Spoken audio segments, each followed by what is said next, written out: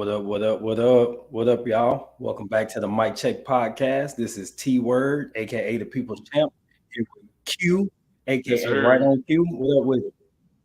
Nothing much, man. Just another day. Super Bowl week. A big week for a lot of sports fans. A lot of things happening, moving, shaking. NBA, Right. NFL. So much to get to, man. I don't know how we're gonna get all this in a timely fashion. But it's good to see you, man, and happy to be back on. For sure. So we're gonna go ahead and probably get started with give you an opportunity to talk about your boy, Yeah, LeBron James, to get it started. yeah, no doubt, man. I mean, when you talk about LeBron, I mean, you're talking about a guy who did things the quote unquote right way, right? You're Mhm. talking about a guy who had the odds stacked against him from a statistical standpoint, comes from a single parent home, comes from a below poverty environment, and, makes the quote unquote dream happen. Becomes arguably, in my opinion, a clearly top two player of all time. um, I would argue that there's a strong statement that can be made to say that he's number one now with this record being broken. But to become the NBA's all time leading scorer is probably something we're not going to see again in our lifetime. Right. It took almost 40 years for Kareem's record from 1984 to be broken. I saw a Yeah. stat earlier today, which is really interesting. LeBron's 38. The record was reset 38 years ago by Mhm. Kareem. And the number he passed was 38,388. Yeah. So Let me throw a crazy it's crazy, man. underlining stat to that. Kareem did it 2 points at a time. He had one career three-pointer. I know. That's ridiculous. I know. With the way the three-point game is, like you said, in our lifetime, I don't know that we'll ever see it again. There's some guys that are trying to push close, but they don't come in as early. So he's going to have statistically a 2 year head start on the average player at this point. So you got to get like a true three point shooter to do 20 years in the league to come Yeah, close to that record. So, like you said, it's more than likely going to stand for a very long time. So, shout out to him. Another thing absolutely. I wanted to throw in there is today marks like a 30-some year anniversary of the 101 points and a half by Lisa Leslie. Hmm. So just some more basketball news. So Yeah, we just got, historic stuff all around you, but that's like all the around, man. 35, 36 year anniversary. But again, shout out to LeBron James, you know what I'm saying, stamping himself in the history books for many years to For come. sure. Like you said, a For guy who sure. did it the right way. He came from humble beginnings and put his stamp on the world. One thing I want to give a shout out to before we move forward, Nate is a he's a young boxer that's coming up. He says, not to change the subject, but I had my fight and it was a great experience. I learned a lot. Hey, that's great to hear, man. Definitely would love to have you on one day. And you ain't got to turn your camera on. Just come on and chop it up with us and tell us about your experience. We love to hear about the young up and comers, and we'll definitely be on the lookout for you. All right, Q. Now, like you mentioned, there's several different sports that we want to talk about. We do Hmm. have the Super Bowl coming up. We've got videos on that coming up, so we won't dig too deep. But it's lining up to be a really good game. You got any thoughts on it before we get into that boxing? Yeah, man. I think it's gonna be, we talked about it in our kind of some of our, our prediction videos, but I think it's gonna be really interesting to see how Patrick Mahomes responds to, having 2 weeks off for his ankle. I think that that's going to be a big, big factor that a lot of people are going to be talking about. I think another thing that a lot of people are going to be talking about is definitely going to be, uh, whether or not the Eagles' run game can be effective to kind of slow down the opportunities that the Chiefs are going to have. I Yeah. think if the Eagles can control the clock, play game management, play keep away, so to speak, I think it's going to put, the Chiefs in a difficult position. But Mhm. ironically, the Chiefs seem to play better from behind Oh, for sure. when they're not forced to use their run game because they're up or try to waste clock. Mhm. So, it's going to be an interesting dynamic because I just think, these two teams are almost mirror images of each other, but as opposites, yin and yang. One Yeah. team does it with, a dynamic quarterback that, wants to, score and wants to move around and make plays in the passing game. And then, on the other side, you got a quarterback who, is more of a game manager, makes, little to no mistakes and really just executes an offense. It just takes what the defense gives him. So it'll be really interesting. And I think it's going to be a very good game. These are definitely the two best teams from both respective conferences.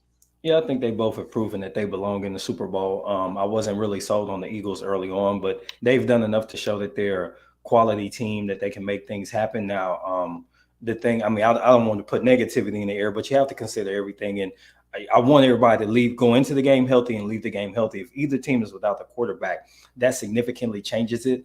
I think that the Eagles could probably survive better if they were missing any key players throughout the game.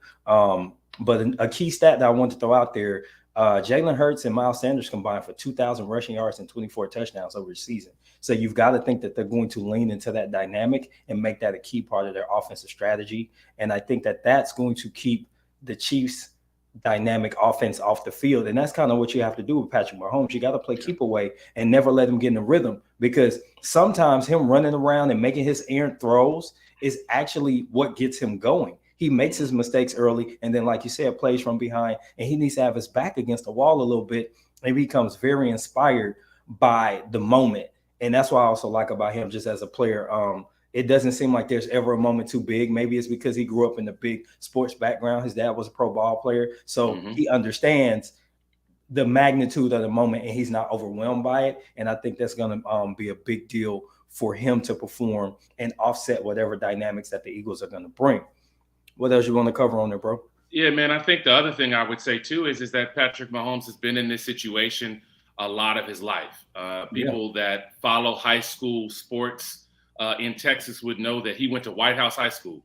He went to the smaller of three schools in Tyler, so he wasn't on a very dominant team. He went to the smaller of the three quote unquote big schools in Texas. When you talk about going to Texas Tech, he didn't go to Texas. He didn't go to A&M. He went to Texas Tech. And, you know, they played in a lot of games where they were behind. They played in a lot of games where he had to throw 40 to 50 and sometimes 60 times in a game. One of the first games that comes to my mind when I think about Patrick Mahomes' career is a duel he had with Baker Mayfield in Lubbock. I think that was 2018, I want to say, maybe 17, I can't remember, when I think it was Baker's first year as the starter at Oklahoma, when both guys combined for over 1,000 yards passing. You know, Texas Tech lost the game 52 to 63, I want to say, somewhere around that range.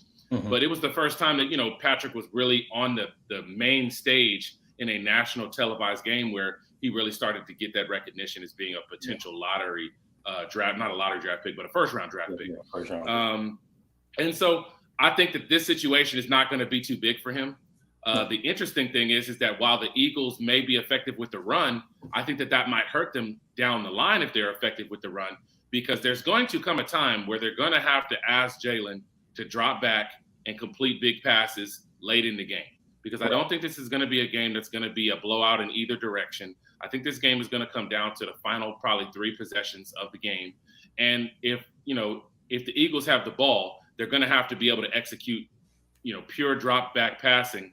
And I think that it's going to be, incumbent upon their offense to be in a good rhythm from a passing standpoint. If Jalen has been if Jalen has been, off with his passing, if he's been handing the ball off, I should say, I think that that's going to play into him having a little bit of maybe being off rhythm late in the game. And Patrick Mahomes is not a guy who shows that a lot late in the game. So it'll be interesting to see. Yeah, I don't fashion Jalen Hurts as a true passer, so I do believe that he absolutely has to have a rhythm. Whereas some guys like Mahomes, and you think about like Russell Wilson, these are guys who move around in the pocket and get their passes off. They don't really have to have an early rhythm and able to get the ability to make things happen. They don't really need that. They could just, it's almost like a switch. They get in that fourth quarter, they turn it on. As far as throwing the ball, it's like they're building up to that point, and I just don't think that Jalen is there. So they're going to need to get him going early in the passing game, short intermediate passes that are effective and get the ball rolling, literally. And then that's going to keep them on schedule as well. And if he could pick up a handful of first downs, maybe throw a passing TD, I think you might see them be really effective on offense, and he'll be around to make those big plays late in the game. Whereas Patrick Mahomes, all you got to do is put the ball in his hands. And then if you give him a little bit of time, it's going to happen. If that offensive line is on point, good stuff is going to happen for sure. Absolutely, absolutely. So it'll be a good game. I'm sure everybody that's watching will be tuned in, and it'll be really interesting to see what Yeah. happens. But man, we should just go on and pick, man. We should go on and pick who we think is going to win, man. What's your thoughts on the game, and what's your final prediction before we move on to boxing? So we do have the couple of videos scheduled. Hmm. I'm not going to tip it all the way, but I can tell you Right. this: I believe that the quarterback who throws the most TDs is going to be on the team that wins. Okay. Okay. Take that how you want to take it. If you Right. want to throw a prediction out, feel free. Okay. And then we're gonna Yeah. roll out some videos Yeah. as well later this week. No doubt, man. And because I was not on the prediction videos with T, I'll go ahead and happy to give mine today. My prediction is going to be Chiefs 28, Eagles 21. Patrick Mahomes scores a game-winning touchdown pass, probably either on the final possession or on the second to last possession. I just think that honestly, this is a game that will turn Patrick Mahomes into a great. I think that right now he's on the cusp of greatness. And I think that if he gets that second Super Bowl win, that's going to put him in that echelon with the all-time guys, you know, right below Brady. We're talking about Joe Montana, Steve Young, Troy Aikman, John Elway. We're talking about that era of guys. I think that a win in this Super Bowl this week will do that. It's going to be a very difficult game. I think he is going to have to come back from behind. You may even see them down double digits at some point, probably early in the second half. But I think he makes enough plays down the stretch that helps get them over the hump, and they beat Philadelphia by 7. If you had to pick an advantage for either team, we got about 3 more minutes on this one, guys. Then we're gonna get into that boxing. If you had to pick an advantage for either team, I'm gonna give you some areas of opportunity, and then you can kind of pick which way you lean. So if you had to just look at coaching, which team do you lean to in terms of advantage? Oh, you got to give it to Andy Reid. I think that that's probably the outside of quarterback comparison directly. I think that that's probably the biggest advantage that the Chiefs will have in this game. Number one being quarterback, number two being coach. Andy Reid has played in big games. He was an offensive coordinator for a lot of great offenses, whether you're talking about Brett Favre with the Packers, whether you're talking about Patrick Mahomes, whether you're talking about Donovan McNabb, whether you're talking about Michael Vick and his second stint back in the NFL when he was with the Eagles. Andy Reid knows what he's doing. And then I'm also going to give a shout out. Every time I say Andy Reid, everybody knows where I'm going. Yeah. I'm going to talk about the offensive coordinator. I'm going to talk about the fact that that offense, Eric Bieniemy, he has really shown himself to be one of the best offensive minds in NFL football right now. And I definitely think that he's going to play a major role in keeping the Chiefs atop the NFL as they've been, it seems like now, really in that top echelon for the last 4 or 5 years. Oh, yeah, and he's done it with multiple QBs, and now he's got his franchise guy. Cool Breeze says the team who runs the ball best will win. I'm leaning to the Eagles. Cool Breeze, I'm going to go out on a limb and say you probably around my age. You probably about 40, huh? Yeah. Old school football. You grew up watching the old Giants, the old Giants in the 80s and 90s, and the Cowboys. But yeah, I tend to agree that that does create an advantage. However, I don't know. We're in a different age. The way defense is played, it could swing on a call. Momentum can change. If one pass interference call goes up in the first half, it could change the coverage of the other team for the rest of the game. So passing has a little bit more influence over outcomes than it used to. So if you had to give an advantage defensively, which team would you say you give an advantage? No, that's by far in the Eagles' favor. That's by far in the Eagles' favor. Any particular side, passing, run? Which one? Yeah, I think that, like we've said before, the Eagles' front seven is really, really strong. They are not going to give up a lot on the ground. But for the Chiefs' sake, luckily, that's not something that they rely on a lot either. So it's not something that's necessarily going to negatively affect their offense. And there you go. Cool Breeze is 37 years old. So no surprise there that he's leaning towards the ball control offense. But what I will say is, Cool Breeze, I just want you to think about this now. Patrick Mahomes has been playing against offenses and great teams that ran the ball pretty much better than his team since he's been a starter in the NFL. And it hasn't seemed to bother him too much. I mean, most of the time when he goes into games, his running game is not as good as the other team's running game. And that has not stopped him from being able to win games. And it's not stopped him from being successful in getting to what is now what He's been to 5 straight AFC Championship games. Yeah, this is third Super Bowl too. Third Super Bowl appearance, 5 straight AFC Championship games. As a this is 5th year. So if he stays healthy, he's got a lot of more success ahead of him, which is why I think if he wins this week, this is going to catapult him into having the potential to be the best quarterback of all time. He's at this point doing what we kind of expected to see from Russell Wilson.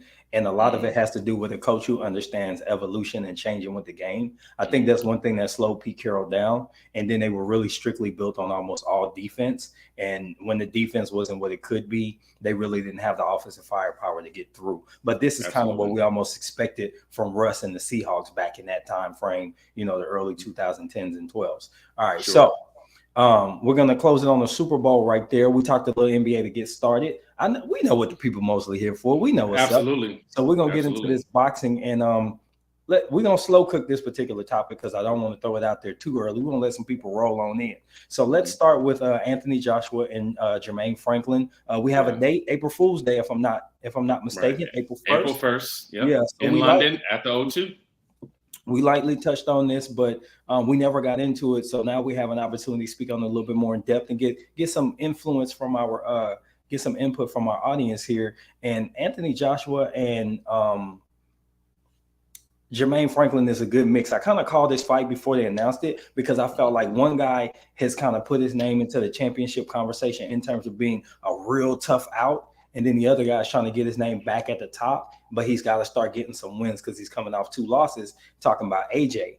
I just feel that it could go really good or really bad for AJ, but I'm going to throw it to you first and I'm going to come back and give my points. Yeah. I mean, to be honest, in my opinion, if AJ cannot convincingly win this fight, I think that says more about where AJ is in his career now, more so than it does about Franklin not being a good contender or a good option for him to have fought. AJ to me is still a top 4 heavyweight, no doubt, no question in my mind. He's lost 2 fights to who I believe is the best heavyweight, and that remains to be seen if Alexander Usyk can beat Tyson Fury in a fight that's potentially going to happen at some point this summer. That will solidify him as the number 1 guy in this division. Right. And losing to the number 1 guy in your division in what ended up being a fairly close rematch, in my opinion, is no indictment on Anthony Joshua as a fighter. It just means that he wasn't good enough to beat that guy. Yeah. I think that he stops Franklin, and I think I've said this in a previous video about why I think that he stops Franklin, but I think that him being in a new training camp, in a new environment, moving away from home, getting himself out of his comfort zone, allowing himself to grow, allowing himself to kind of get that fire back about why he's doing this. Because when you're so famous and you have all of this glitz and glamour around you, I know that sometimes it can be hard to stay focused no matter how individually motivated a person can be. Right. I think that you can become distracted and you can sometimes forget why you started this path and this journey. I think that Anthony Joshua is a phenomenal talent. And I think that that's going to be very, very clear that we see that in this fight. And I think after this fight, a lot of people are going to have to eat some words because there's going to be some of the people that are saying, right, that Anthony Joshua has fallen off. He's not that good. He's washed. He's past it now. He's not going to be able to come back to what he was. He was a hype job. He was, this thing that was propaganda from the media because people liked him. And then you got other people that think that Jermaine Franklin is an easy fight and an easy out. What I would challenge people on that to say is that I don't know that any heavyweight currently going has a quote unquote easy night against Jermaine Franklin, but I think Anthony Joshua is going to have a strong finish and a good performance in his first fight with Derek James and his first fight back since his loss to Alexander Usyk last year. Yeah, I definitely agree that Jermaine Franklin is a tough out. He made a really good name for himself and a good showing for himself in this last fight. And I even thought he really gave himself a great chance to win, but I felt like his gas tank was a little suspect. And it was mentioned in several broadcasts that maybe he came in a little bit out of the condition he should have been in. Mm-hmm. So that might have played a little bit of part. I think fighting AJ on this big of a stage and this big of an audience, I think he's going to take it more seriously and come in better shape. Hopefully he won't overtrain. To kind of counter what you said, as far as him giving the best heavyweights a good run, I think there's only two people who could make him a short night. And to me, that would be Tyson Fury. I think he could box his head off and maybe even KO him. And I definitely believe Deontay could catch him slipping and hit him with something nasty and get him up out of there too. But these are two guys that are they really just beat each other up. You know what I'm saying?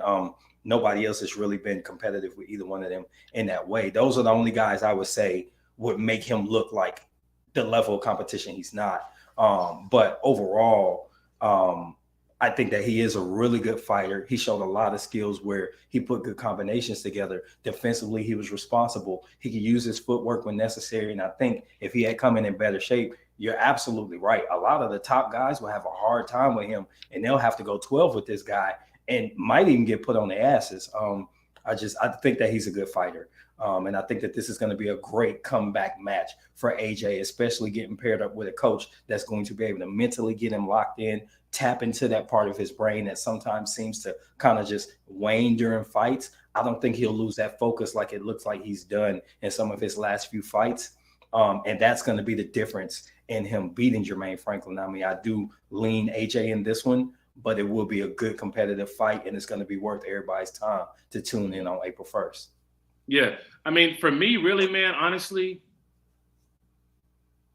I don't think that Wilder even has an easy night with Jermaine Franklin. I think that Wilder knocks him out, but I don't think that Wilder has an easy fight against Jermaine Franklin, because Jermaine Franklin would probably, in my opinion, present the same problems I think that Wilder's going to have potentially with Andy Ruiz. Fast hands, good technically, doesn't make a lot of defensive mistakes.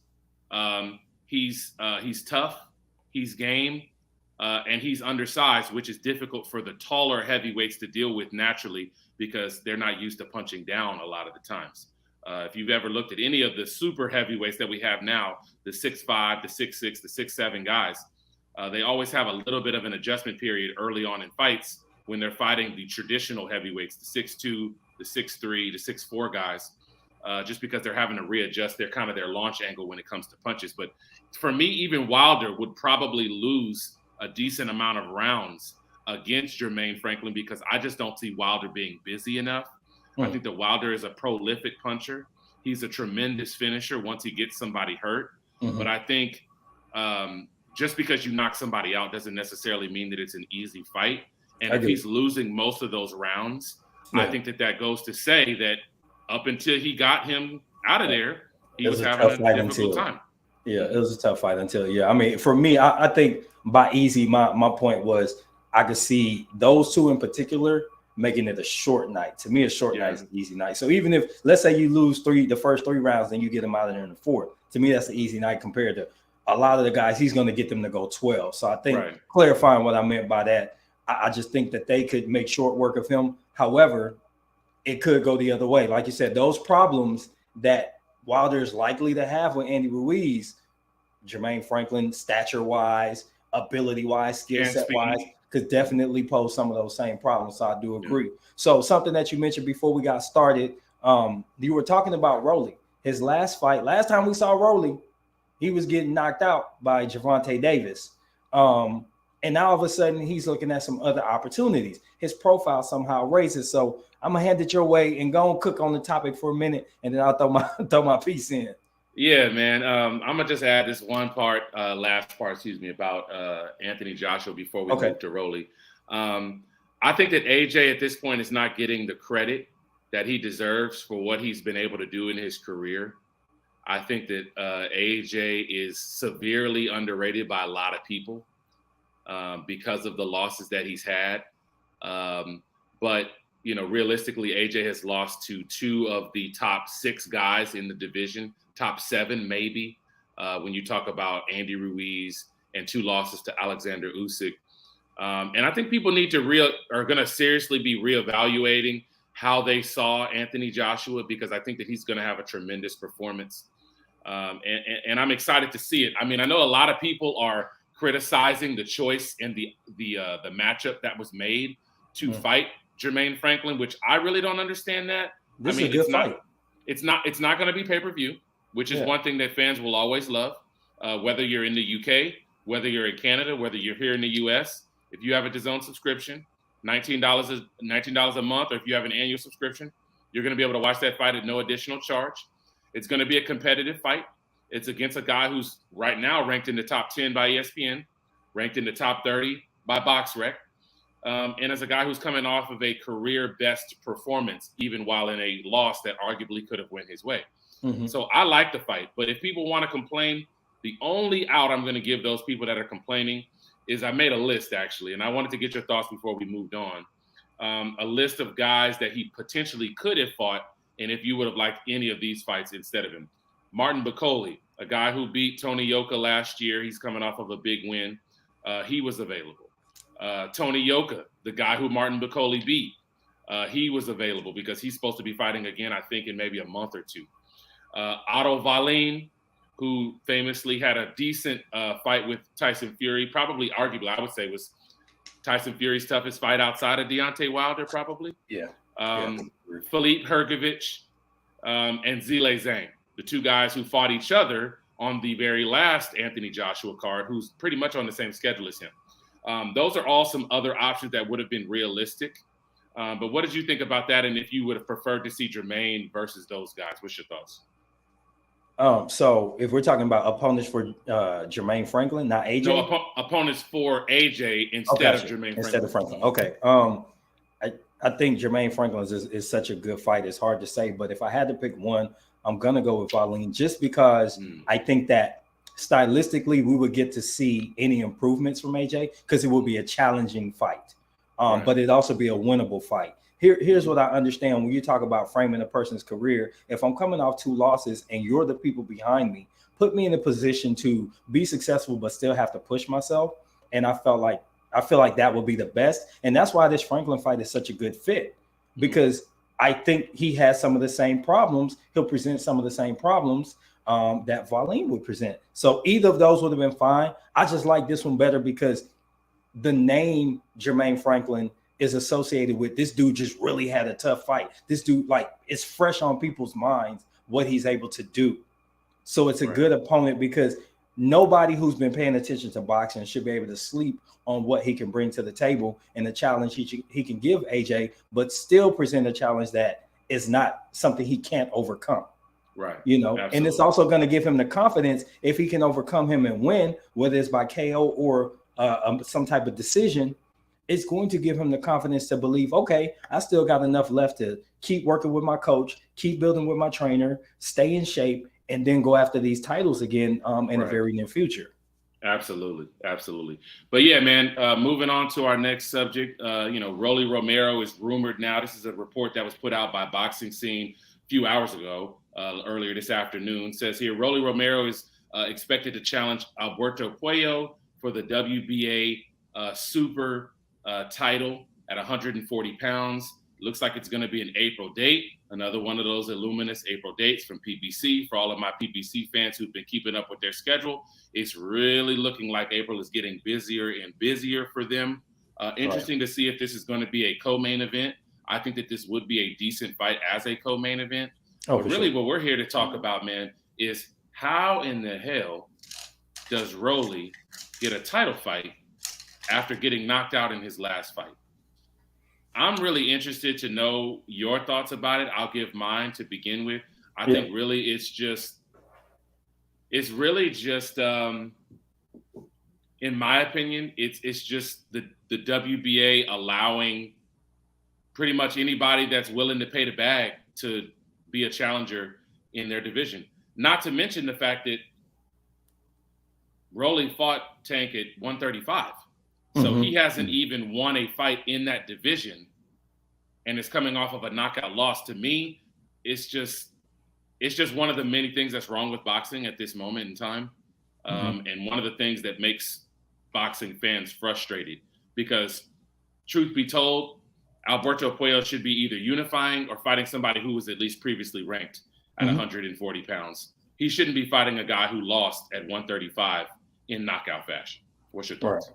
No, I agree with that. That doesn't make sense to me. You lose and just, I mean, ugly knockout at 135, and then you get into a title shot at 140. So number one, let's say you officially move up, because I hadn't even heard that Rolly was No. moving up. Mm-mm. So you move up, and off a loss, you actually move up into title contention. So again, this is the part of boxing that, I mean, all of us don't agree with, obviously, but um, he talked to the right people. He's backed by the right people. Because if I'm not mistaken, he's still with Mayweather Promotions. He So is. he's with the He is. premier name to position him. Whether that's fair to the others or not, it's kind of leans to something you mentioned on Twitter a while back about getting moved in boxing. How hard it can be if you don't have the right promotional outfit behind you, and what advantages you may or may not have. And I mean, and the honest truth is that he just had the right people behind him, because from an in the ring performance standpoint, he doesn't deserve that. And if I'm not mistaken, wasn't he like a regular champion at one point, or was he some type of interim at 35? Rolly had a Took off him? Rolly had a WBA gold belt, which is like their third Gold. Okay. tier belt. Okay. Um, I knew he had some type of off belt. Yeah. yeah. And here's Okay. what I will say. Cool Breeze, you onto something, because I was just about to get to that. I'm glad you brought that up. He says that he thinks Gary Antoine Russell, not Gary Russell Jr., not his brother that's down at 126, but Gary Antoine Russell should have been the one to get that shot. I completely agree with you. Only one issue, Cool Breeze. Gary Antoine Russell right now is listed as the number 6 contender. Now, while I know that this is probably a voluntary defense of that WBA title, I can't necessarily say that I want a guy who won a vacant belt to be getting an immediate voluntary title shot before a mandatory to a higher ranked contender. Now, if the WBA had went down their rank standings and offered the opportunity to the five guys ahead of Gary Antoine Russell, and they all passed on it, then hey, take your advantages, take an opportunity when it comes to you. But because Alberto Puello won that belt in a vacant title fight, my belief personally is that he should have been required to have a mandatory title fight against whoever their number 1 contender was, or whoever, if they had a regular belt holder, which they do not. Right now, the number 1 guy, I'm looking at the rankings, is a Venezuelan fighter named Ishmael Barroso. And then there's a guy from the UK. His name is O'Hara Davies, who he's fairly well known in the UK. He's number 2. So, I mean, you can't, in my opinion, you shouldn't be allowed to have a voluntary defense after winning a vacant title. If you win a vacant title, your next fight should have to be a mandatory defense against the highest ranked contender. So if I'm not mistaken, I think that you have to do 2 defenses. They don't have to be like they don't have to be mandated. If I'm not mistaken, I read this in WBA a while back. I think you could do the volunteers, but you've got to get 2 within like a year. You've got to be quick with it. So that's probably why they're taking, this particular opportunity against somebody he feels like he can defend against, like pulling a guy up. So I think that's the one caveat. How often do we get mandated fights? Basically, it's supposed to be like 9 to 12 months, depending on which org, but they're not really pushing the fights. I'm going to make it simple for you, Cool Breeze. It should happen every time a vacant title is won. Because in my opinion, if you're a guy who wins a fight or a woman who wins a fight for a belt that was vacant and nobody was holding it, you didn't have to defend it or win it against a fighter who was a defending reigning world champion. You didn't take it from a champion. Your next fight should be, in every single sanctioning body, should be a mandatory title defense against the highest ranked contender. If you were to do that, guess what? The people paying your sanctioning fees would all be happy and have no complaints, because they would know if that title is won by a vacant title champion, then guess what? My shot is next. Yeah. My shot is next. But that's not happening that way. It's very clear to see. I mean, when you look at the ranking system here, I mean, what Cool Breeze is saying is probably would have been their second option. I think if they couldn't have got Rolly, if Rolly was out or Rolly wasn't coming back, they probably would have went to Gary Antoine Russell. But Gary Antoine Russell doesn't really move the needle as much as Rolly probably does, just based on the fact that Rolly can stir up some mess, and he says crazy things in interviews and on camera. Yeah, he's gonna spice up. Can you imagine? Can you imagine putting Gary Antoine Russell in a press conference with Alberto Puello, who, good fighter that he is, they don't speak the same language. Neither one of them is really going to say anything crazy to the other one. That's a tough fight to sell. And at best, that's a very good co-main event on a TV card. But probably what's going to happen now is they're probably going to throw this on one of their pay-per-view cards, I would assume. Yeah, throw it as a co or somewhere on the card. Yeah, this is Gary in the press conference. I'm gonna show up, fight, because that's what we do. Yeah. Shout out to my brother. That's pretty much it. That's him. That's pretty much it. Like he don't give you nothing else. So he needs a great dance partner to sell his fights well. That's just his personality. You can't change who you are, right? Andre Ward couldn't change who he was. He wasn't a talker. That's not what he did. He fought. He was a great champion. He's not a guy that's going to be rah-rah. But that doesn't sell tickets, and that unfortunately doesn't sell pay-per-view buys, certainly not in this climate. So it sucks. Now. Yeah, I don't like it. Rolly should not be getting a shot, but it is what it is, man. It is what it definitely is. Undeserved and a little bit of a head scratcher, but we get it. It's the business of boxing. You know, nothing we'll be able to do about it. Hopefully it's not a fight that we're going to be on a card separate from something we're going to watch anyway. All right, so from Rolly to Tank, the man who last defeated Rolly, Gervonta Davis is supposed to, has been in negotiations with Ryan Garcia for a fight that was looking like April. However, negotiations between the promotional teams have hit a snag. There's been a hang up about a rematch clause.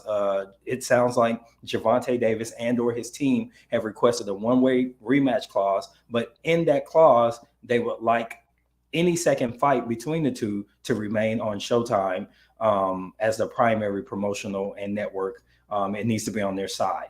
Not sure if that's a Showtime thing that's pushing that, or if that's a PBC, or he's GTD? He's GTD, but somebody on that side is pushing. Tom Brown is actually doing the card. Well, TGB, Tom Brown is doing the card, but GTD, his Tank's promotional company, is what do they call it? In association with. So so secondary promoter. So you've got that side, 2 or 3 promoters plus a network on one side. Looks like they're asking for something. Golden Boy and Oscar De La Hoya don't seem too keen on that. So a lot of people are thinking this might stop the fight from happening. So I'm gonna throw it your way first, and let's get your thoughts on how you believe this is going down. Yeah. I'll give you an analogy. When a man is in a relationship and he has the same problems in every relationship, it's him. Yeah. When it comes to these bigger fights or the fights that we're asking for, it just seems like PBC puts something in, or there's something that's done, or something goes wrong. First, it was Terrence Crawford. Before that, you had the whole David Benavidez, Caleb Plant thing that couldn't happen. Canelo almost didn't fight Caleb Plant because Caleb was not allowed to cross the street to DAZN at the time when they offered him to fight. And then you have this situation with Ryan now potentially not being able to have the fight with Tank because of a rematch clause. The only thing that I will ask, which, Tank is the A side in this fight, right? Which is why a lot of concessions have been made. And I actually went and wrote down pretty much what I thought were all of the things that, the Golden Boy side, Ryan has agreed to. They agreed to a weight cut when Ryan has moved already back up to 140. So they agreed to that. They agreed to let Showtime be the lead promoter and have all controlling rights with this fight and with a potential secondary fight. And then they got the one-way rematch clause, which from what I read and what I understand was agreed to by Ryan, by Golden Boy Promotions. However, the part that they didn't agree with necessarily was that the second fight, if Ryan was to win and if Tank was to invoke a rematch clause, was that it should be back on Showtime here in America. And then obviously, Tank Davis is going to be getting a larger percentage of the pay-per-view buys. So a lot of concessions, in my opinion, have been made by not only Ryan, not only Golden Boy Promotions, but DAZN as well, because they're getting the short end of the stick in all of the things that I just mentioned for this fight, with no guarantees that they're going to be able to be the lead be the A side, or have any of these same advantages if a rematch is to happen. And to me, I don't like it. I don't think that that's the right way that this offer should have been made. And I think that it's a bigger issue than some people may realize. I know that Stephen Espinosa did he did it in a kind of like a pseudo interview on Chicken Talk last night. Mm-hmm. Yeah, and kind of talked about some of the issues that have happened and how he feels optimistic that the fight will still get to happen. However, I think that this is a major issue that's going to be a problem moving forward, because when a guy wins a fight in the ring, which is where we want to see these fights, my opinion is that whether you should or shouldn't be the A side, your name goes first. You get to dictate terms because you're the guy who won the fight, right? Mm. I'll give you a perfect example. Anthony Joshua is far bigger of a name than Alexander Usyk. Alexander Usyk was only guaranteed, I think, about 25 to 30% of pay-per-view and revenue in the first fight. He won the first fight. His name went first in the rematch. He was promoted as the champion in that fight. He was given a bigger split, even though he's not the bigger draw. He was a 50-50 split in the second fight. And all of those things happened because why? He won the first fight. So I understand that Tank might be a bigger draw. I understand that Tank might be a bigger part of the reason why maybe people are going to want to watch this fight. But if he loses, in my opinion, you can't get all the same concessions you got when you first went to the negotiating table before you lost the fight. That's just my feelings about it. So I do have some thoughts on that. I do want to rebuttal here. Let's get to these comments though. Welcome AM Sports Media. That's going to be Greg, if I'm not mistaken. Basically, he was talking about, let me see. It's like a symbol. It's a symbol like Z. He's talking about the promoter tag that these fighters have that are still active. Just like Floyd says. He also says PBC has done deals with top ranking other outfits. It's not the PBC. All right, hold on. So then what is it? That's what I would wonder. Yeah, and I do have rebuttals on that. Winning the fight doesn't make it the A side. They should get the A side. That's the way it works. Okay, and let's see. I can't agree with what Q is saying. You don't become the A side just because you win. You may get a better split, but you won't be the A side. Doesn't work like that. Hey, slow down, Greg. You're using all my points up, man. All right, so let me go ahead and kind of combat what you were saying. So I do tend to kind of lean with what Greg is saying, and that was the first place I was going to go. Tank is going to be the better boxing draw no matter what. It doesn't matter how many Instagram followers, YouTube followers, and anything else that Ryan Garcia has. Tank is going to be the A side in terms of who are people going to pay to see fight. People are going to look at $74, $75, and they're going to happily pay to see Tank fight. In this last fight, almost 200,000 people. Let's say it was 175 is what it sounds like they were trying to say. 188, something like that. 175,000 people paid to see Tank fight. If that number increases by another 100,000, you still got to lean towards somebody as the bigger draw, the A side. As the A side, you get to dictate terms. It's no different than, think about it this way. If I'm already producing, I have pay-per-view buys to show, I have a history of going out, fighting, and drawing an audience, not only filling up stadiums, but also getting people to pay their hard-earned money to sit in front of a TV or go into a bar and watch me fight. Ryan doesn't have that history. So if I'm going to the negotiating table, what you get in a negotiation isn't what's fair all the time. It's what you can get the other side to agree to. So whether I offer something that you deem fair or not, if this is my offer and you want this fight and you see me as an opportunity, you have to make concessions on your end. If we say, hey, we're going to do a rematch, but in a rematch, I'll give you more money, but we still broadcasting the fight. Why isn't that feasible? If the whole idea is I want to earn more because I beat you, then what does it matter where it's broadcast at on your side? I'll let you know. In my opinion, I can concede that Tank is always going to be, at least at this point, a bigger draw, right? Maybe not for the rest of their careers because Ryan has a lot longer left in his career to go, a little bit more, at least four years younger, right? I think it's about a 4-year difference. Mm-hmm. So if he fights, until he's 33, he has at least seven more years to do what he's doing. He got more time. Right, he has more time on his hands. You can be the A side per se when it comes to the draw, but in every other example of big, huge fights that have happened, the winner is named first. The winner is the guy who gets to dictate more of the terms. I just gave you the Anthony Joshua Alexander Usyk example.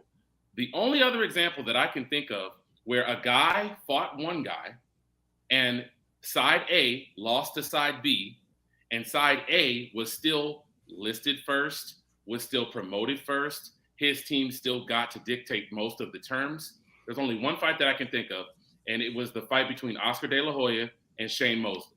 Shane Mosley beat Oscar De La Hoya in a split decision fight. The second fight that they had a few years later, Shane Mosley was still listed second on the poster. Shane Mosley was still the B-side fighter. Shane Mosley still did not get a larger percentage of the purse. But this situation is not the same. If you look at any of the fights, Kambosos against Haney, are we really going to say that Haney was more of the reason that people bought tickets and went to the second fight in Australia over Kambosos when Kambosos is from there? Kambosos' fans were the ones that showed up. Of course not. But was his name listed second? Absolutely. Did he make more of the money in that second fight? Sure. But did Haney get to dictate some of the terms? I'm sure that he did. I'm sure he did get to dictate some of those terms. What's the caveat you're leaving out? What's the caveat you're leaving out? Where was both those fights for Kambosos Haney? They were both on Top Rank, but here's the thing. Neither one of those guys was with Top Rank before that agreement even happened. So it's not like Kambosos got anything more. But there was no change. What I'm saying is there was no need to change the network, even though Kambosos came from the position of power. He dictated where. He made sure that he had a one-way rematch clause. He dictated all these things, not just because he came from the position of power. And Devin wanted what he had. He was so eager to get that opportunity. He took it and said, hey, whatever you give, put it on my plate. I'm going to eat all of that. I'm going to take the short end because I feel like I could beat you twice, and I'm going to take that opportunity, and I'm going to do it right there. Now, with AJ and Usyk, same network both times. Right, because both guys were with the same promoter at the time when the fight was signed. That's the only reason that happened. Okay.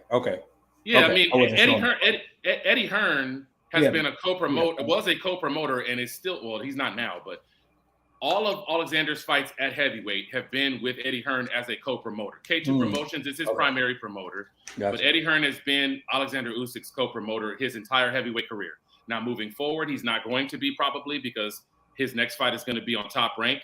So K2 Promotions is going to be doing a deal with Top Rank for Alexander Usyk to fight against Tyson Fury. But I'm not going to be able to get around this, man. I'm sorry. Like, Tank asked for a lower, or Tank's team asked for a lower weight cut. Cool. They asked to be the lead split in the pay-per-view. Cool. They asked for the fight to be dictated on when and where they wanted to have it as far as a network. Cool. I make all of these concessions. What is the benefit of me signing this deal, right, if I'm not going to get to have any benefit when I win, when I don't even get a rematch clause on the back end? I'm thinking from Ryan Garcia's perspective, right? Ryan Garcia is probably looking at this thinking, well, damn, Tank, why you got to have all of these dictated terms for a second fight? I thought you said that I was going to be easily beaten. If you beat me, what's the problem? You know what I'm saying? Why is there even a need for a rematch clause? Why? For what reason? But I think you're applying a personal feeling about it against a business feeling. If I'm in business, I'm going to secure the opportunities for me and my partners every time. So if I'm Tank and I'm partnering with Showtime, I'm going to make things that favor Showtime. I'm not going to do whatever favors Ryan and DAZN and Golden Boy. That's not really my concern. My concern is if I could get you to agree to it without having to move it to a different network, I'm going to push that as long as I can. Now, if I feel like I can't get the first fight, if I can't agree to some concessions on the second fight, then maybe I'll move a little bit. But my initial point is going to be, I'm going to do what I can to secure it my way. Because if I am the A side and you've already shown me that you're willing to concede certain things, I'm going to push that as far as I can. You already know, give them an inch, they're going to take a mile. So if I could take 3 miles, I'm going to take 3 miles until you tell me, no, we got to stop at 2.5. And then we'll stand there until we come to an agreement somewhere in the interim. And that's what I'm saying with negotiations. What's fair is not what's negotiated. It's what somebody's willing to concede. And at this point, this is not something they're willing to concede. So whatever makes money for me and my partners is going to be my priority, not what makes the other party happy. If I could get him to stay at the table and we could haggle over this until we come up with something that works for him, I might say, hey, I'll give you the bigger split if I pull a rematch, but we still got to keep it on Showtime. Why would you turn that down? Like, why would it be that important to you to make money for your partners? It's very simple. It's the same loyalty that you have to your team. It's the same loyalty I may have to my team. We have to understand the fact that while Tank is going to be trying to, and I don't even know if this is coming from Tank, because truth be told, Tank could probably not care about a rematch clause, because Tank probably thinks I'm going to win and I'm not going to need to invoke a rematch clause because I'm going to win the first fight and I'm going to move on and I'm going to do something else. I'm going to make this dude look like nothing and nobody's going to want to see a second fight. So that's what I'm thinking Tank is probably thinking. But when we're talking about Tank's side of things, when things are being negotiated, I think we need to be realistic and realize that it's sounding like Ryan is not going to agree to this. So if Ryan is not going to agree to this, and this is something that you've wanted in this contract, right? This is something that you've been wanting to get put into the stipulations of the contract. It behooves you, if you actually want this fight to happen, when right now it looks like the fight is in jeopardy, that you're going to have to make some, not all, but some concessions. Because in my opinion, you've gotten most of the things your way. You've gotten most of the things to go the way that you want them to go. So in my opinion, I think it really just comes down to the fact that I don't know how confident their side is, because from what my understanding is, the only reason that there's going to be a rematch is if Tank was to lose. If Tank wins the first fight, there's probably not going to be a reason for Tank to want to invoke a rematch clause. I really don't see that being the case. I think Tank is going to move on to do something else. No money. I don't, bro. I really don't. I'm not going to sit here and think that Tank, after knocking out Ryan Garcia in 5 or 6 rounds, if that's what happens, is going to be like, oh yeah, let me fight him again.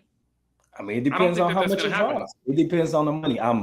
I'm really firm in believing that it's the money. Let me get to some of these comments and then we'll get ready to close here. All right. So we got AM Sports. We're talking to Greg. False. Oscar denied Floyd a rematch because he was still A side and refused to give Floyd concessions. So Oscar understands this clearly. Okay. Good point. I think Floyd understands the same thing too, because Floyd does this. I mean, Floyd has done this in a lot of situations with his own fighters, right? I mean, it seems like, Floyd pulls rank whenever he wants to, and fair enough if people are willing to accept it.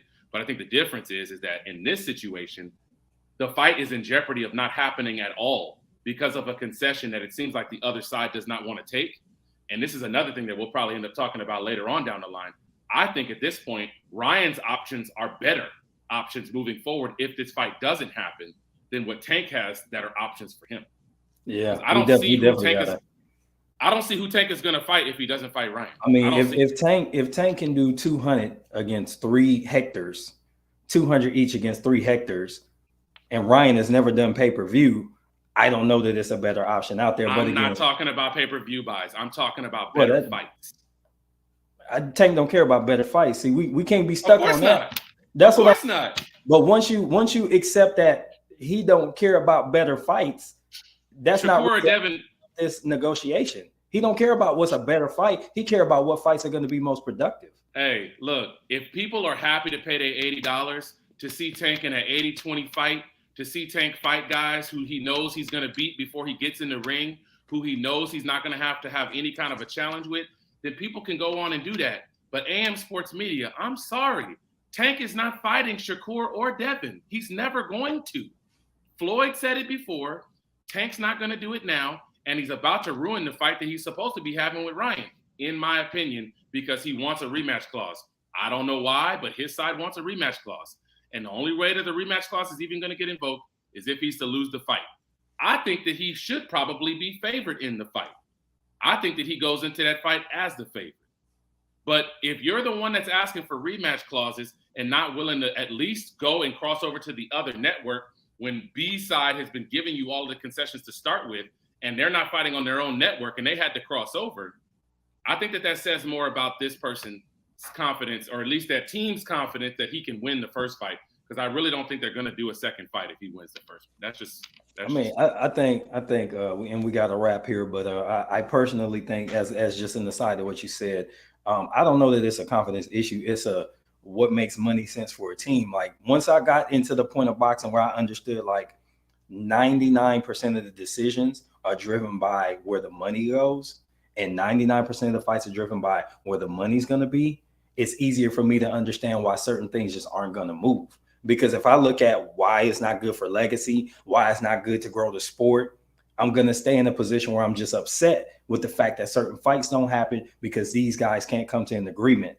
Just like the one mega fight that we didn't get that we'll have to talk about another day. But the biggest issue is wherever the money lies is really what it's going to come down to. I want to get out these comments. Q, if you want to stay on, feel free. I do have to jump off and get to a meeting, but let me hit these comments before I roll and give a closing. He's doing what every other B-side does, not going to get top billing. I am promoting a fighter that I've spent years building, and he is the draw. Why on earth would I then share those profits? Understood. We got K Bizzle the Great. Hi, Uncle Q. That was for you, bro. What's up? What up? We got Cool Breeze. This sounds like a network issue, not a fighter issue, like all negotiation. I tend to agree. I think it's network, and that's why I think it's all about money, not confidence in who wins. It's about where they want to keep the money. Let me see. We already covered these. Let me look at AM Sports Media. Only reason Haney waiting around is for Tank, and Tank has stated he wanted those fights. You're too pessimistic. So you're too pessimistic. So we got the link right here. If anybody wants to jump on, I am going to exit Q. Please do. Go ahead and keep on cooking. I'm going to head out and get to some other things. Hey, guys, don't forget, we're going to be live again in the very near future. We got more videos coming up this week. Super Bowl coverage, boxing coverage. I'm going to head and sign out until the next one. Y'all be blessed. Appreciate it. Peace in. Yeah, man. So anybody wants to join on, more than welcome to do so. Link is in the comment box. Yeah, man. I mean, T disagrees with me on that. I understand, that T is looking at it from a monetary standpoint, which is something to be said. It's something to be, understood on my part. But I'm sorry, man. I can't roll with the fact that that Tank's team is demanding a rematch clause in the event that they lose a fight that they are already favored in, that they've already dragged a guy back down in weight, that they have already been the lead promoter in, that they're already getting most of the money for, and then they're not going to give any negotiating power to the B side in the event that he wins the fight. I don't think that that's how you get a fight across the line. I think that you'll get PBC fighters to agree to that. I think that you will be able to get, guys who don't have other options to agree to that. But I don't think you're going to be able to get a lot of at least decent name fighters to do so. I don't think Shakur would agree to something like that.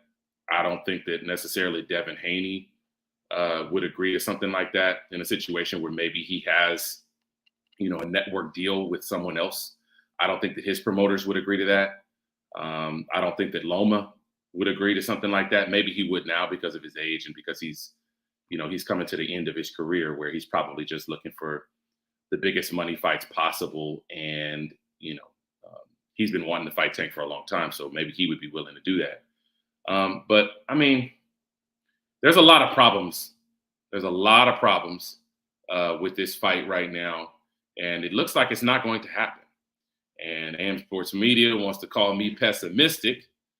I am in this situation because it sounds like the same stuff we heard became problems in negotiations and stipulations, in contracts with Crawford and Spence. When it came to certain things, language in the contracts, I don't remember there being a rematch clause option in the Spence-Crawford fight. But if Tank is so confident that he's going to win the fight, if Tank's team is so confident that he's going to win the fight, why would they want to then do a second fight with a dude that's going to be easily beaten? I don't know. That doesn't make much sense to me. Yeah, man. I mean, it really, really doesn't make a whole lot of sense to me. If somebody else joins on, we will definitely go ahead and get back to the Tank versus Ryan Garcia discussion. But while I'm on here, I'm going to go ahead and jump over to some general boxing news. Let's see here. Gennady Golovkin officially vacates his his IBF world title. He was mandated to fight Esquiva Falcao, a Brazilian fighter who was an Olympian, decent fighter who's fought on top-ranked cards in the past. But he is choosing not to fight that guy and will continue to retain his WBA belt. All my PBC fans out there will now have the opportunity to possibly see Triple G finally cross over to PBC and fight Erislandy Lara, because Erislandy Lara is the mandatory challenger from the WBA. He's the number 1 rated guy at 160 pounds from the WBA. He holds a secondary title at that weight, and it looks like he's going to be fighting Gennady Golovkin if that fight goes through. In other news, fight was announced between Zurdo Ramirez and Gabe Rosado. Not a fight I wanted to see. Kind of disappointed in that matchup in general. I think that Zurdo could have done much better to go from arguably a pound-for-pound top 10 guy, you losing by decision, even if it was a dominant loss that he suffered. I just think he could have done a little bit better than to pull up a career 160-pound guy up to 175 pounds in Gabe Rosado. Gabe Rosado is a good litmus test for contenders, prospects. He's a gatekeeper at 160 pounds. He is not a gatekeeper at light heavyweight, not even close. We mentioned a little bit about him earlier, but Martin Bacoli did sign a deal. He's going to be fighting officially in the UK on Sky Sports. He signed a deal with Boxer, so he's going to be on their network for the foreseeable future. And it looks like he'll probably, I would assume, end up fighting Joseph Parker, former WBO world champion, heavyweight champion. Joseph Parker is probably going to be the fight that they're going to lean towards. Joseph Parker is the biggest name on the Boxer platform at heavyweight. Also look out for some interesting matchups that may come about between all of the heavyweights, whether you're talking about Huey Fury, Joseph Parker, all of the like at heavyweight that are on Sky Sports, because some of those guys may end up actually fighting Lawrence Okolie, the WBA cruiserweight champion, who I assume at some point will be moving up, because it doesn't look like he's going to be able to unify titles at cruiserweight.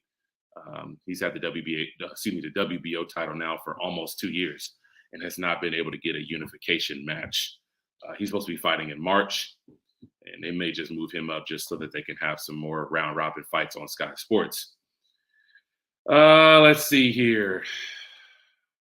Demetrius Andrade says that John Ryder is a decent opponent, but he's easy for Canelo and should not be a guy that Canelo is fighting next.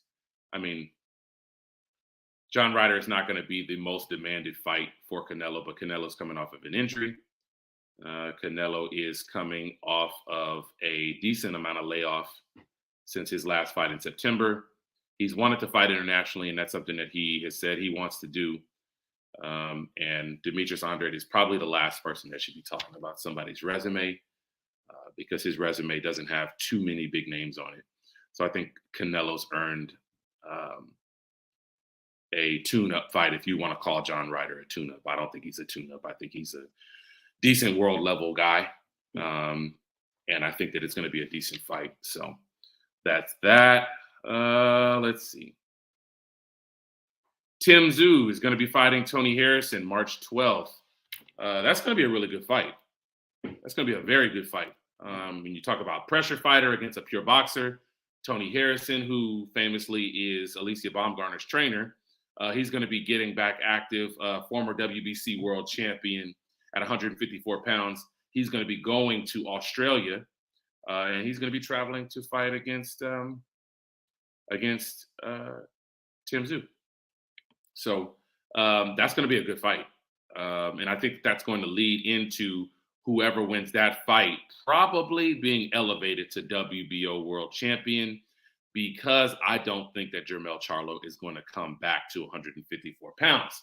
That's just my personal belief, but I don't think he's going to come back. Anybody that wants to join, comment box below where you're watching, if you are on Facebook or on YouTube, is available. Please go ahead and just hit that link and you can jump on. For all my folks watching on Twitter, we appreciate the support, appreciate the time. Hop over to YouTube if you'd like to go ahead and join the conversation. But yeah, man, that's going to be a good fight. Tim Tszyu is a good pressure fighter. He's a guy that's been very active, very busy on the world scene. And he's a guy that definitely, I think, can have the potential to become a world champion very, very soon. Very soon. Let's see here.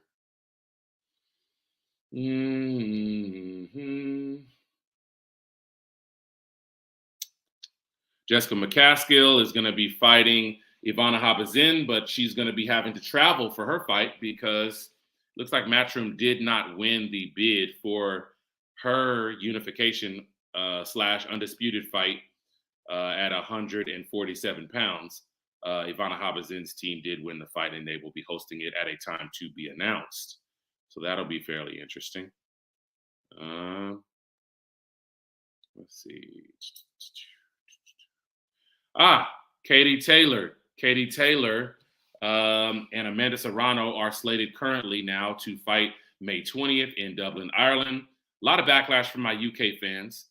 A lot of my UK fans are not happy with the fact that it looks like that fight is not going to be happening at Croke Park, the rugby / soccer stadium in Dublin, Ireland, because of the venue being what Eddie Hearn, Katie Taylor's promoter, calls a too expensive of a venue for them to pay the fighters what they need to pay, and then also get the show put together, production, etc. Eddie Hearn has been saying since last week before Amanda Serrano's fight, when asked by reporters, that basically doing a fight at Croke Park, which is the biggest outdoor stadium in Ireland, cost nearly twice as much as it costs to do a fight at Wembley Stadium, which is the biggest outdoor stadium in the UK. That's down in London. So very interesting. Unfortunate, but I understand why Eddie probably doesn't want to go to Croke Park if it's that much more expensive, just because I don't know that Amanda Serrano versus Katie Taylor is going to be easy to sell 80,000 tickets if those tickets are priced like a AJ fight or priced like a Fury fight or priced like any real stadium fight in the UK. I think the only way that they may be able to get that fight to happen with 80,000 people in attendance is if they are going to substantially go ahead and reduce the price of those tickets. So there's that. Jaron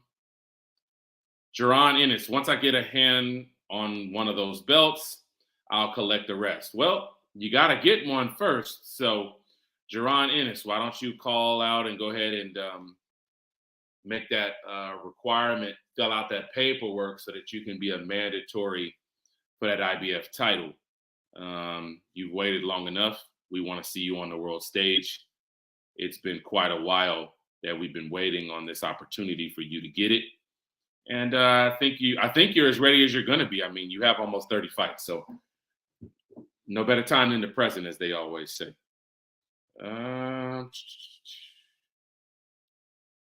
Let's see.